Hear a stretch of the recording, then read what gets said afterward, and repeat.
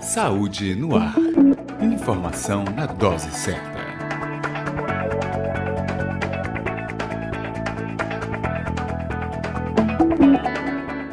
Olá, este é o Saúde no Ar, a sua dose diária de informação para uma vida melhor. No programa de hoje vamos falar sobre um tema que atinge 1% da população mundial e tem consequências físicas e também psicológicas e sociais. Epilepsia é o nosso assunto de hoje.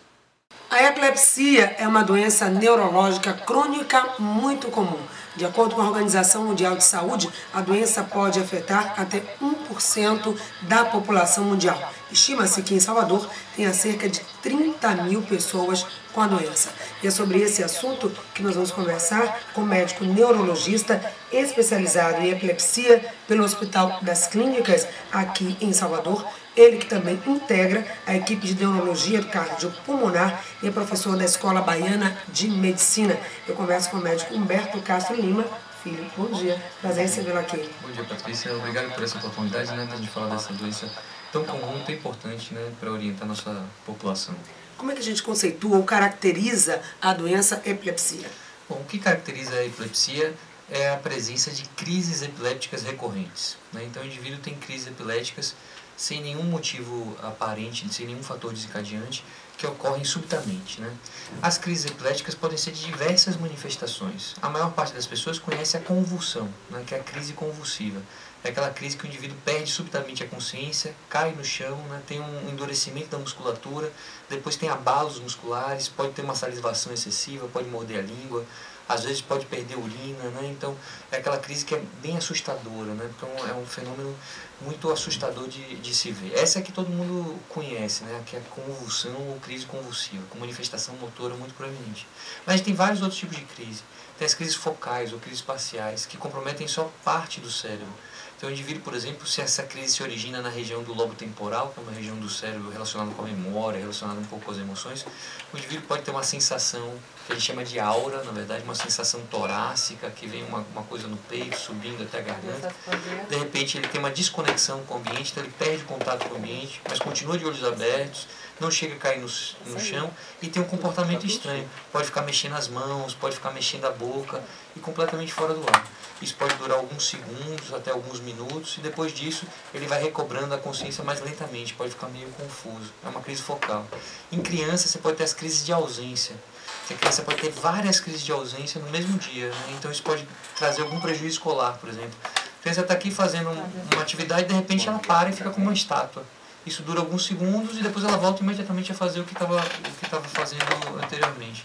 Então a gente vê que a gente tem não uma única epilepsia, mas vários tipos de epilepsia com vários tipos de crise. E por que isso acontece?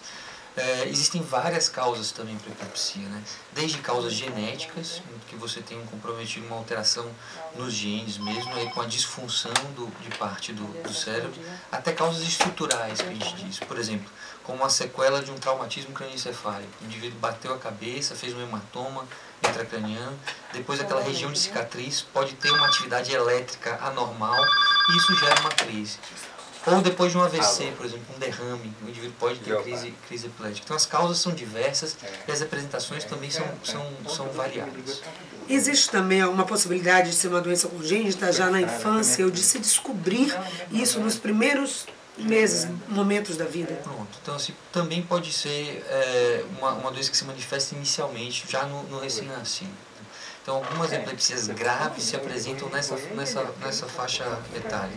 Na verdade, a epilepsia tende a ter dois picos de início, ou na infância ou nos mais idosos. Ela tende a começar nessas duas fases da vida, mas pode começar em qualquer fase, na verdade. As crianças recém-nascidas que se apresentam com crise epilética, em geral, têm patologias graves, tem malformações cerebrais, tem outras causas metabólicas que podem estar por suas crises, então o indivíduo pode já nascer e apresentar crise já na primeira infância. 3328-7666 é o telefone para que o ouvinte possa participar e esclarecer também as dúvidas que tem sobre o tema de hoje, que é epilepsia. E a Gislene, a nossa ouvinte, ela faz uma pergunta, Gislene, aqui é o convidado de hoje, o médico Humberto Castro. Olá, sua pergunta, bom dia. Eu era orientadora E os alunos vinham me visitar e disse assim, puxa, Progilene é tão boa, tá tomando Gardenal, remédio de doido. Aí eu disse, meu Jesus, não é. Aí eu fui ao médico, mas graças a Deus eu não tenho epilepsia. Ok, essa associação, obrigada Gislene, a associação, a indicação dessa medicação que muitas vezes causa até uma preocupação do ouvinte, né? Seria uma medicação indicada para o tratamento da epilepsia? Bom, a pergunta de Gislene aí tem duas coisas interessantes. A primeira é que nem todo mundo que tem uma crise epilética ou uma crise convulsiva tem epilepsia. Quem tem epilepsia é quem tem crises epiléticas recorrentes, ou seja, crises que se repetem ao longo da vida. Determinadas situações metabólicas, por exemplo, como ela falou da doença da tireoide, ou às vezes, por exemplo, uma hipoglicemia muito grave, né, o indivíduo ficar com açúcar no sangue muito baixo, pode desencadear uma crise epilética. E uma vez corrigida aquela situação, o indivíduo nunca mais vai voltar a ter crise epilética. Então esse indivíduo não é epilético a princípio. Né? E nesses indivíduos, na maior parte das vezes, a gente não precisa usar nem medicação, porque a gente corrigiu o fator desencadeante e isso não vai precisar ser tratado profilaticamente com medicação anticonvulsivante. O Gardenal é uma das medicações anticonvulsivantes ou antiepiléticas que a gente diz. É uma das mais antigas que a gente tem e revolucionou o tratamento da epilepsia na época que ele foi lançado. Hoje em dia a gente tem várias outras medicações, a gente tem um arsenal terapêutico bem extenso, com um perfil de efeitos colaterais mais seguros, mas ela ainda é uma medicação bastante usada, com suas indicações, seus benefícios também. Existe uma coisa interessante que é o preconceito a respeito do Gardenal. Se imaginar que o Gardenal é remédio de doido, né? É remédio para maluco. E não tem absolutamente nada a ver. A epilepsia é uma doença estigmatizada, né? Muitas vezes era tratada como uma doença mental, né, associada ao distúrbio mental, aos distúrbios psiquiátricos, o que não tem relação. Né? Então os pacientes com epilepsia podem ter mais transtornos psiquiátricos, mas não é a mesma coisa, né? Não tem relação. E Gardenal não é usado na psiquiatria, Gardenal é uma medicação para epilepsia. Agora, qual o intervalo da crise? O que é que vai caracterizar se a crise epilética está dentro da normalidade, foi um episódio isolado, ou se aquele paciente realmente é um epilético? Como é que é feito o diagnóstico, esse mapeamento, até chegar ao diagnóstico fechado? Bom, a história clínica é fundamental, né? Então se você tirar uma história detalhada com o paciente, o exame neurológico, né? E alguns exames complementares que a gente faz. Do arsenal de exames que a gente usa é o eletroencefalograma, que a gente mede a atividade elétrica cerebral e com isso a gente consegue ver se tem alguma anormalidade ou não. E os exames de imagem, seja tomografia ou ressonância, que a gente vai usar junto com os exames laboratoriais e os exames de sangue. O que vai dizer se o indivíduo tem epilepsia ou não é se essas crises vão se repetir e se você tem algum fator desencadeante nítido. Então esse é o exemplo que eu dei, eu acho que é da hipoglicemia, talvez seja o melhor exemplo de todos. Um indivíduo, por exemplo, diabético, que usa insulina, se ele tomou insulina a mais, é capaz que o açúcar caia muito, ele faça uma hipoglicemia muito severa. E a depender do valor, qualquer indivíduo com uma hipoglicemia muito severa pode apresentar uma crise epilética. E esse indivíduo não é epilético. O que desencadeou a crise nitidamente foi a hipoglicemia. Então, revertir essa situação, ele não vai voltar a ter crise. Então isso não caracteriza ele como tendo epilepsia. Epilepsia é aquele indivíduo que tem crises recorrentes sem nenhum fator, que são imprevisíveis. O grande problema da epilepsia talvez seja esse, né? A imprevisibilidade da crise, o que gera ansiedade. Você nunca sabe quando vai ter uma crise, né? Qual é o momento. Porque se a pessoa soubesse, não tinha problema, ela ficava no quarto dela, se protegia, deitava na cama e não ia ter problema nenhum, se ela tivesse algum sinal. Mas muitas vezes a crise vem sem sinal nenhum.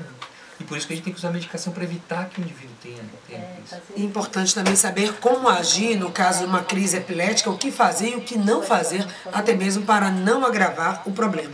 Tem uma anônima na linha do bairro do Uruguai, quer fazer uma pergunta? Olá. Bom dia, Patrícia. Bom dia. Bom dia, doutor. Bom dia. Ô, doutor, eu estou aqui com um problema sério. Isso já fazia um ano. E tem 18 anos que eu tenho problema de foco. Meu fogo elétrico fácil dá problema. E problema sério. Tem 18 anos que deu uma crise, que eu estava sem tomar um remédio. Tinha 2 anos e pouco. O médico me disse que eu tinha que tomar um remédio de 5 anos. Existem várias medicações, né, para epilepsia. A gente tem uma série de medicações. A gente tem que descobrir qual é a medicação ideal para cada paciente. Ideal no sentido de menos efeitos colaterais e de eficácia no controle da crise. Uma vez conseguido o êxito em controlar completamente as crises epiléticas, a gente deve manter a medicação, né?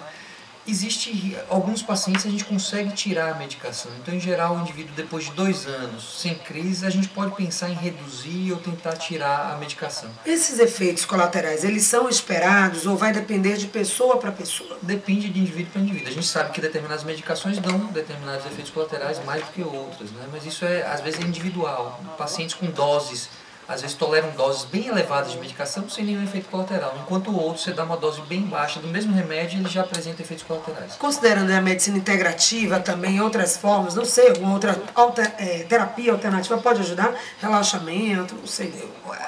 Um comentário que os pacientes sempre fazem, isso a gente não tem nítido em trabalhos científicos que possam influenciar, mas isso é uma observação clínica que a gente faz, é que fatores emocionais, né, relacionados com estresse, facilitam o aparecimento de crise, né? Então, assim, ter uma vida mais tranquila, conseguir relaxar, conseguir ter uma vida menos estressante é uma coisa que pode ajudar bastante. Outra dúvida da anônima com relação à cirurgia. Existe cirurgia para epilepsia? Isso é um outro comentário importante de fazer. Então, a primeira, quem é candidato à cirurgia de epilepsia? É aquele indivíduo que tem crises epiléticas que não são controladas pela medicação. Um falso paciente resistente à medicação é aquele que usa doses baixas de medicação e fica trocando de remédio o tempo todo.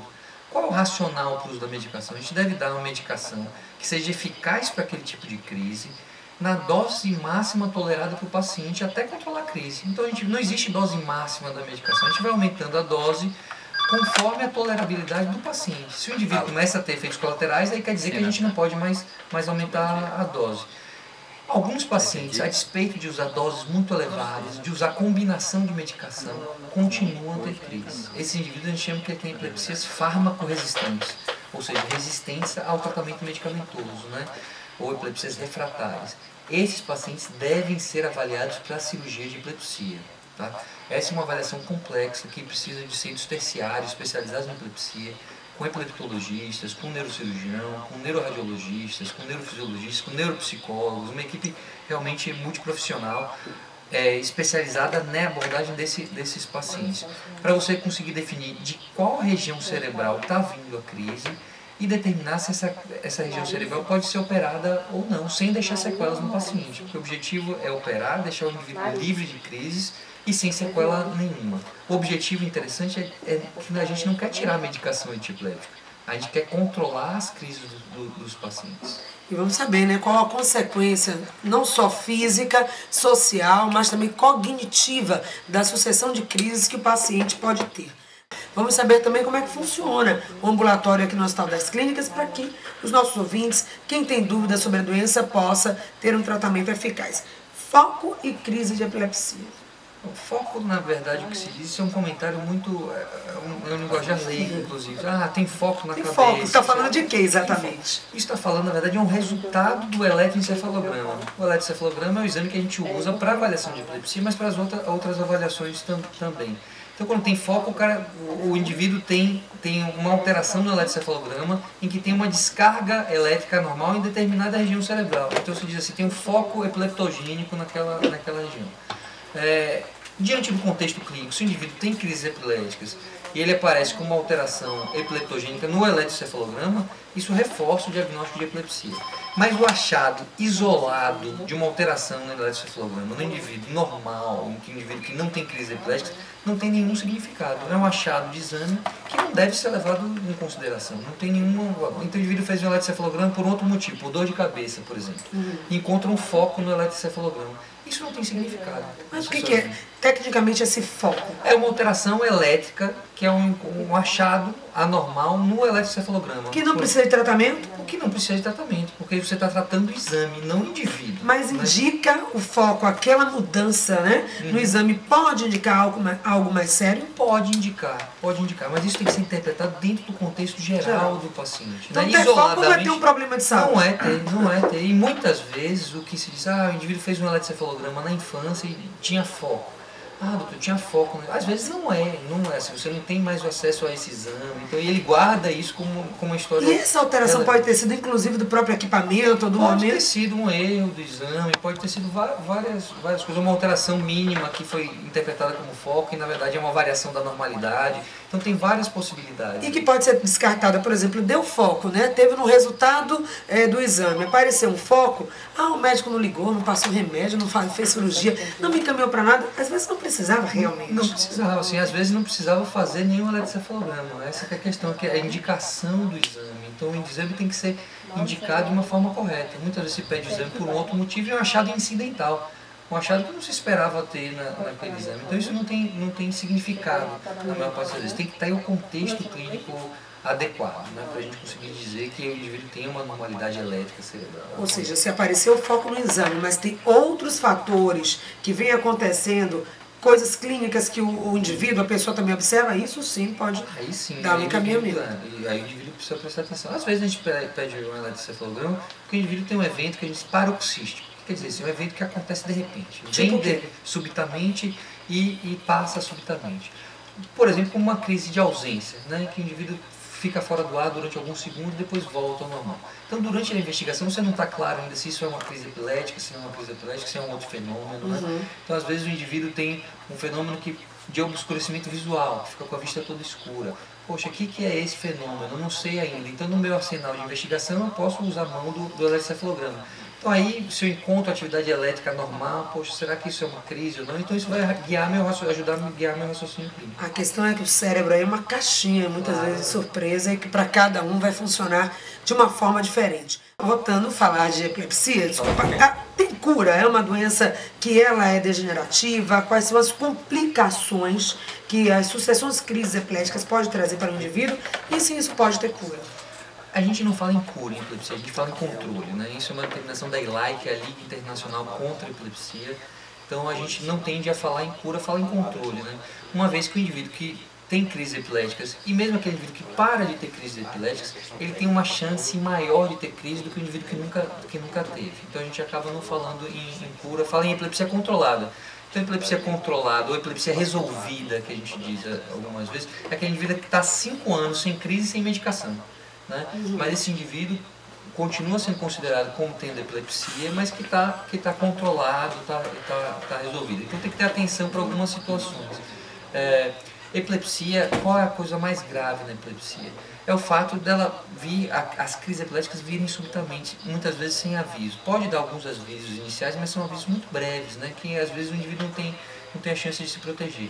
Então o indivíduo que está tendo crises frequentes não deve, por exemplo, dirigir automóveis, né? Porque compromete o nível de consciência, ele pode se envolver no acidente e levar a lesão a si próprio e aos outros, né?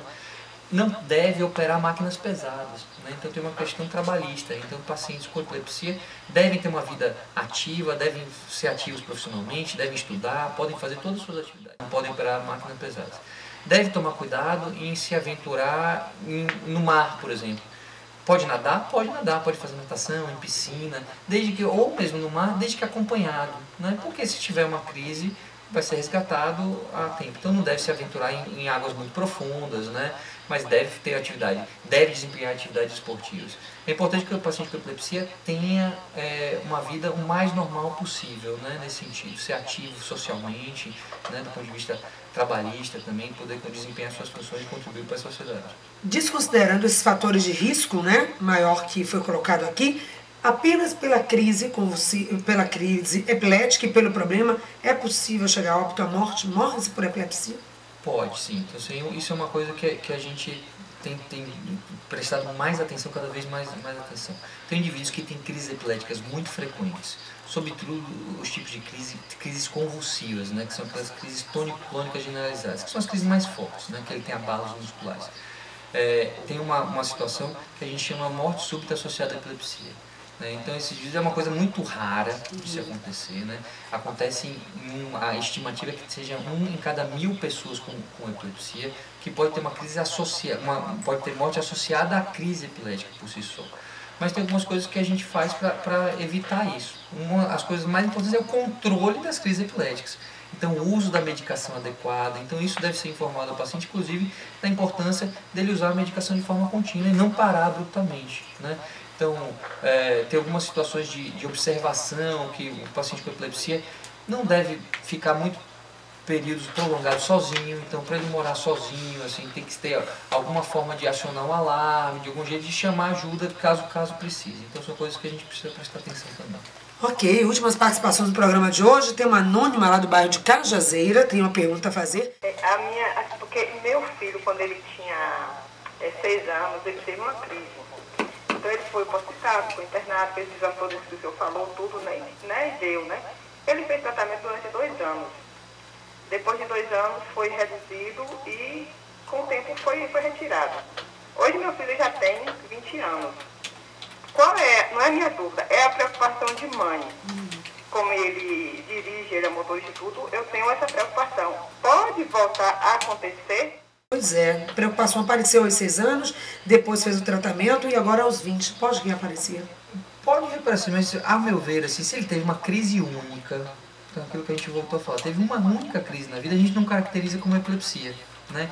Então se ele teve uma crise na vida e depois nunca mais teve, ele não é epilético. Porque epilepsia tem que ter crises epiléticas recorrentes, tem que ter mais de uma crise. Mas o tratamento poderia ter controlado? Pode ter controlado, mas isso a gente não vai saber. De qualquer jeito, ele, a meu ver, assim, não tem epilepsia, uma vez que ele teve uma crise só na vida e depois não teve mais nada. Fez os exames foram todos normais, então aparentemente não tem. O que a gente faz com essa preocupação de mãe? Acho que ela não precisa se preocupar, acho que isso daí ele tem que ter a vida normal e isso não tem o que a gente imaginar que ele vai ter risco de ter novas crises. Okay. Todo mundo tem um risco de ter, né? Mas o risco dele acho que não é diferente da população geral. Então, a meu ver, assim, não tem contraindicação de dirigir, não tem nenhuma outra contraindicação.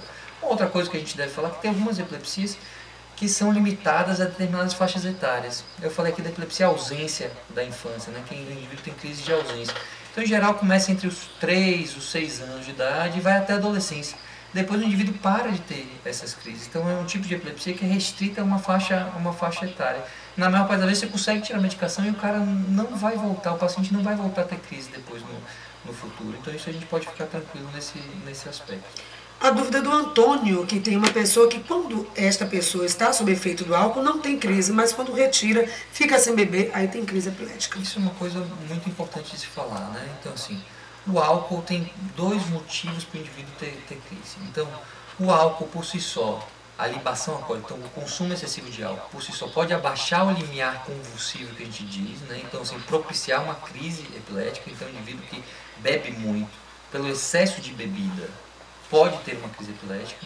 Mas a situação mais comum, talvez, e que o Antônio está se referindo, é aquele indivíduo que é alcoolista, né? Que usa o álcool com frequência, que é etilista, né? E que tem um problema de saúde por si só, pelo uso excessivo de álcool, e que quando para de beber, tem crise por abstinência alcoólica, porque o cérebro dele está tão habituado ao uso de álcool, né? Então já teve uma modificação, né, química no cérebro dele, que ele depende do álcool. Quando ele tira o álcool, o indivíduo apresenta uma crise por abstinência. Então esse indivíduo tem que ser tratado, porque ele tem uma doença que é o alcoolismo, né? E tem que ser manejado inicialmente com medicações, né, para controlar inclusive essas crises e os outros sintomas de abstinência, mas resolvido esse problema ele não vai tender a ter crise. Um outro comentário que eu acho importante de fazer, Patrícia, que os indivíduos com epilepsia, às vezes eles querem beber, vai fazer um brinde social, tomar um vinho, tomar uma cerveja no fim de semana. Na bula de todos os remédios antiepiléticos se diz que não pode misturar a bebida com a medicação. E esse é um conceito que a população em geral tem.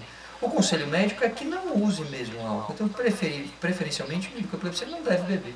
Ah, não, mas quer beber, ele tem uma situação social. O que é importante é que ele continue a tomar a sua medicação, né?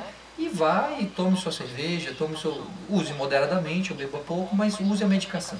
Porque se o indivíduo com epilepsia resolve tomar um vinho à noite e para a medicação, ele tem 2 motivos para ter crise, né? Porque ele parou a medicação e porque ele está usando a bebida alcoólica. Então, não, eu quero tomar uma cerveja.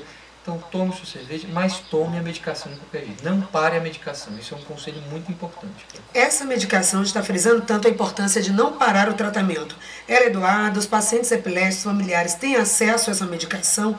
como lá no serviço do Hospital das Clínicas pode ajudar a quem tem um problema? Bom, a gente tem alguns serviços, né, que atendem os pacientes com epilepsia, mas tem 2 serviços especializados. Na verdade, o serviço que eu faço parte é a Escola Baiana de Medicina, né, que é um ambulatório que a gente faz às quintas-feiras. Na verdade, a gente faz uma triagem, o paciente procura, vai ser atendido por mim ou por doutora Carla Bastos, que somos epileptologistas, né, especialistas em epilepsia. Se o paciente se encaixa no perfil do ambulatório, vai ser acompanhado, a gente vai fazer os exames que a gente consegue. No Hospital das Clínicas tem também um ambulatório de adulto e um ambulatório infantil, que é coordenado por doutora Marielza, que aí é via regulação, central de regulação, então que vai encaminhar para esse serviço. Então, esses ambulatórios especializados tendem a acompanhar pacientes mais graves, né, com epilepsias de mais difícil controle. Porque as epilepsias fáceis de controlar podem ser acompanhadas pelo clínico geral, às vezes, né, por um neurologista generalista também. Não precisa do especialista em epilepsia. Aquele que precisa do especialista em epilepsia é aquele indivíduo que já tentou diversas medicações, continua tendo crise, e que a gente vai avaliar, inclusive, a indicação de cirurgia de epilepsia ou não. Qual deve ser o comportamento da família ou de alguma pessoa que presencia uma crise epilética? Isso é uma outra coisa importante, né? Então, a crise que assusta mais os indivíduos é a crise convulsiva, é aquele que o indivíduo cai no chão, se debate, né? Pode morder a língua. Na maior parte das vezes, quando você presencia a crise, você não consegue nem proteger o indivíduo, ele já caiu no chão. Então, você vai proteger esse indivíduo de que ele tenha mais dano. Então, proteger a cabeça do indivíduo, então colocar alguma coisa macia embaixo da cabeça, ou segurar com suas mãos a cabeça, para ele não fique batendo a cabeça no chão. Aguardar com calma e tranquilidade que a crise passe. A grande maioria das crises vai durar 2 minutos, não mais do que isso, porém durar até 5 minutos, né? Então você vai esperar que o indivíduo pare de ter os abalos musculares, né? E depois que ele parar de ter essa manifestação motora, você vira ele de lado, deita ele de lado. Um erro que é um erro grave, um erro muito comum, é imaginar que você precisa colocar alguma coisa na boca do indivíduo.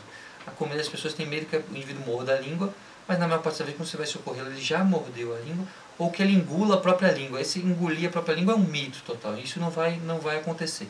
Então você não deve colocar nada na boca do indivíduo, não deve colocar meia, não deve colocar colher, nada disso. Não deve puxar a língua do indivíduo também, que as pessoas, tem que puxar a língua dele. Não deve fazer nada disso. Você pode gerar mais dano para o paciente e pode gerar dano para si próprio, porque ele pode morder seu dedo, pode gerar uma complicação maior. Então deve esperar a crise passar e virar o indivíduo de lado depois que a crise passar para ele se recuperar. Aos poucos ele vai recobrando a consciência. Ao despertar, ele pode ficar confuso, é uma coisa que a gente chama de confusão pós-ictal. Às vezes pode ficar agressivo, porque ele não sabe direito o que aconteceu. Então você deve acalmar esse paciente, tranquilizá-lo, depois conversar com ele, se for o caso acompanhá-lo até em casa. Então, se uma crise se prolonga muito, então isso assim, se ela dura mais do que 5 minutos, esse indivíduo precisa ser levado à emergência médica. Então você está observando o indivíduo, o cara já está há 5 minutos tendo crise. Isso você tem que acionar o serviço de urgência, né, chamar o SAMU, ligar 192, para que esse indivíduo seja transportado ao hospital imediatamente. Porque esse indivíduo está evoluindo com uma coisa que a gente chama de estado de mal epilético, que é uma condição grave em que o indivíduo tem uma crise contínua ou crises recorrentes, muito frequentes, uma atrás da outra, sem recobrar a consciência, e é uma coisa que ameaça a vida. Então esse indivíduo tem que ser levado à emergência imediatamente. Eu quero agradecer muito a presença do médico Humberto Castro Lima Filho, neurologista, especializado em epilepsia, em nome da Escola Baiana de Medicina, que também da Cardiopulmonar, que trouxe esse profissional que falou aqui claramente para os nossos ouvintes. Obrigada. Eu que agradeço a vocês a oportunidade da gente falar sobre epilepsia, que é uma doença muito prevalente, às vezes subdiagnosticada, né? E é importante dizer assim, quem tem epilepsia, fique tranquilo que você tem um tratamento muito eficaz, né? E vai levar a vida normal e tocar a vida adiante. É só manter esse tratamento e cuidar direitinho da saúde. Muito obrigada a você que fez com a gente o Saúde no Ar de hoje, que fica por aqui, sempre trazendo um assunto do seu interesse. Você confere essa entrevista no portal www.portalsaudenoar.com.br. Até o nosso próximo encontro. Saúde no Ar. Informação na dose certa.